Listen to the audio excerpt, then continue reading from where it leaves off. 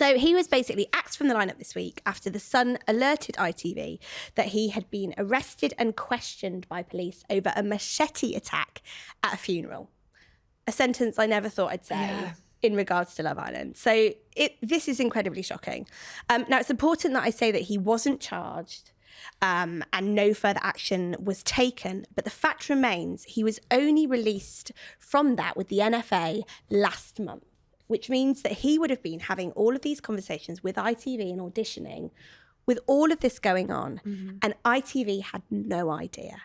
Okay. Ooh, but there were some panicked phone calls going on backstage, crisis meetings. Girls, can I just walk you through the last 48 hours and take you inside this story? Absolutely, yes. So I'm at the Love Island villa and The Sun is contacted about this situation that had happened to do with Kyle Ashman. So very often we have readers and people get in touch with us with gossip and things for us to look into. And we were obviously incredibly shocked. I'm especially shocked because at that moment, I'm posing outside the Love Island villa for my little picture to send to my mum.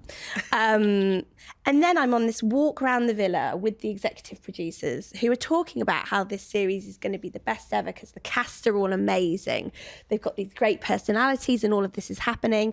And I'm thinking, when we finish this tour, I'm going to have to pull you aside and ask you about Kyle.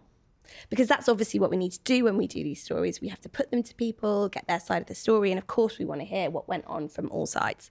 So you can imagine how that went down. I think the phrase fox in the hen house was used in that I'm there doing all the happy, smiley climbing in the shower while also then having this in my back pocket that I then need to have this conversation with ITV. Buzzkill, really. There you were.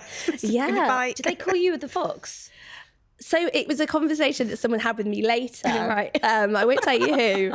That's your new nickname You now. are quite foxy, to be fair, Flick. Yeah, well, thanks. Foxy Flick. But I guess we face these sort of situations all the time, don't we? In what we do, in that we'll know something about someone because of our brilliant sources and stories that we have, and they won't know that we know.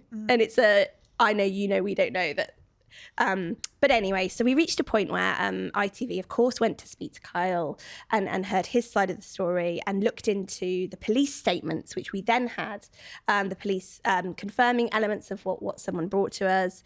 And the decision was taken that Kyle would need to leave the show.